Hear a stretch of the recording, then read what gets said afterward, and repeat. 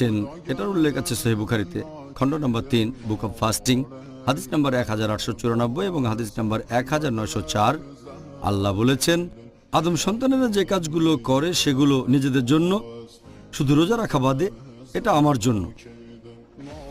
তাহলে এটার মানে ইবাদতের অন্যান্য কাজগুলো, হোক সেটা নামাজ, হোক সেটা যাকাত অথবা হজ করা, এই কাজগুলো শুধু লোক দেখানো করতে পারেন। কেউ এটা করতে পারে দেখানোর জন্য, লোককে দেখানোর জন্য সে নামাজ পড়তে পারে, তারপর লোককে দেখানোর জন্য যাকাত দেয়, হজে যায়। তবে রোজা রাখার কথা যদি বলেন, একজন মানুষ সহজেই রান্নাঘরে গিয়ে কিছু খেতে পারে, কেউ তাকে দেখতে পাবে না যে সে কিছু খেয়েছে। যদি সত্যিই রোজা রাখবেন আল্লাহ সুবহানাহু ওয়া তাআলার জন্য, এটা লোক দেখানোর জন্য না, সুনাম পাওয়ার জন্য না। এজন্যই আল্লাহ তাআলা বলেছেন, আদম সন্তানেরা যেসব কাজ করে সেগুলো নিজেদের জন্য, তবে রোজা রাখা আমার জন্য।